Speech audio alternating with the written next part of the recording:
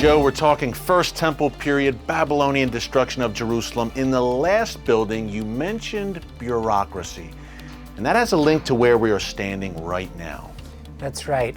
When we excavated here in this room, as I mentioned before, we wet sieve all the dirt that we excavate. And as we wet sieve... Literally by hand. Yeah, and we find all these little, small, tiny finds. And some of those finds are quite important for understanding the complex administrative system that was existing in Jerusalem. Now, have you ever seen the movie Robin Hood? Of course. Okay, so there's a scene that always sticks in my mind with Lady Mary, and she wants to send a letter to Robin Hood. And she takes her candle, she writes the letter, she rolls it up, she takes her candle, pours a little wax on it, and then she seals it. Well, in the First Temple period, they wouldn't use wax, they would use small pieces of clay that they would put on it, and then they'd put their seals. Can I show you one of those seals? Of course. Okay, so I'm gonna show you the actual seal, okay? And you can see right here, let me put this down. You can see right here the letters in ancient Hebrew that mention the name of the official who owned this seal. And this seal would have been on his ring. You can see the hole running through. And he would have stamped those pieces of clay with his name. Now I want to show you... 2,600-year-old. This is the original from 2,600 years ago, Joe. That's right. Unbelievable. First Temple period times, perhaps King Hezekiah sometime around that period, and you're holding it in your hand right here. That's right. Amazing. Okay, now I want to show you one of the actual sealings, those pieces of clay with the names.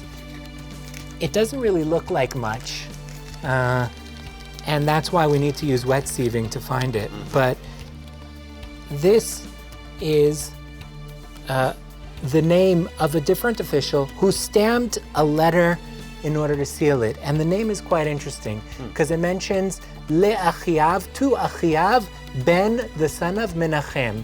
And all on this little seal, it says. All on that little seal in ancient Hebrew. And if we take a look at those names, well, Menachem we know is one of the kings of Israel. Sure. And Achiav isn't known from the Bible, but the name Achav, which has the same meaning, is known from the Bible. It's the same name, and Achav, Ahab, of course. The infamous King Ahab, of course. Exactly. Not a very well-loved individual in the eyes of the Bible. For sure. But apparently, people were still naming their children with that name, as we see on this seal. Now, a couple of other things I mentioned before. First of all, we said that they weren't very good at keeping to the laws. No, they were not. So let me show you something that I think really puts that into perspective. Of course. Yeah, and when you talk about that sieving, Joe, just so people know, it's very tedious work, I guess you would say. There's mounds of ancient soil and dirt you're going through by hand, but man, you're finding some real gems, stuff like you have in your hand right now. Exactly. You see the little idol here. It's basically a little figurine or a little idol made of bone of a woman with very, very delicately made. First of all, if we put the biblical prohibition aside, I mean, the workmanship on this is incredible. Intricate, and this is a pagan deity, a pagan goddess. Exactly. And if I go back to the workmanship, I want to show you something else that exhibits the amazing workmanship of the period.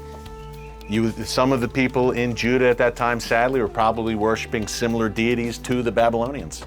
And here we have another piece of bone that was worked into a pendant. You can see the hole there for hanging the pendant on a necklace. So this is like an ancient 2,600-year-old necklace. That's right. And this shocked, wow, Joe, this is really, really well preserved. That's right. That's right. Wow, you could buy this in a store today, it looks like. Well, that's one of the advantages of excavating in the city of David, is you find things from hundreds, thousands of years ago that as if they were made today, and you're able to learn about life here 2,600 years ago at the time when the monarchy of Judah focused here in Jerusalem. Yeah, Joe, last question as we wrap up here. This is just the tip of the iceberg, as we mentioned earlier.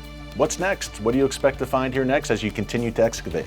We always have this sort of debate of what am I going to find? What can I do new that hasn't been done? And I mentioned before, really trying to get in new sciences and new pieces of information. So we'll excavate some more of these buildings and we'll collect more data on life in that period. For example, one of the surprising things that we found about Jerusalem when we began doing the wet sieving some 15 years ago is that the excavations here yielded tons and tons and tons of fish bones. We have it in the excavations conducted here by Roni Reich and Eli Shukun prior to our excavations, and we're finding them here now. Now I'm going to surprise you here.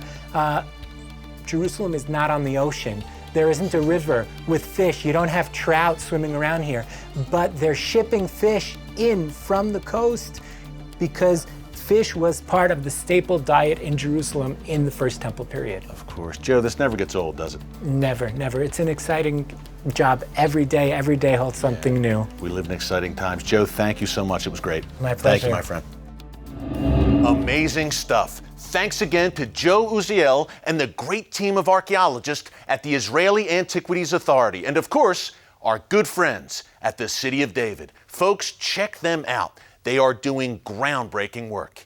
Well, coming up after the break, we're going to stay in the Old Testament period. Our good friend Danny the Digger Herman takes us on a fascinating tour of an ancient fortress that played a pivotal role from the time of Moses all the way up until the Babylonian invasion. Folks, you will not want to miss this. Stick around.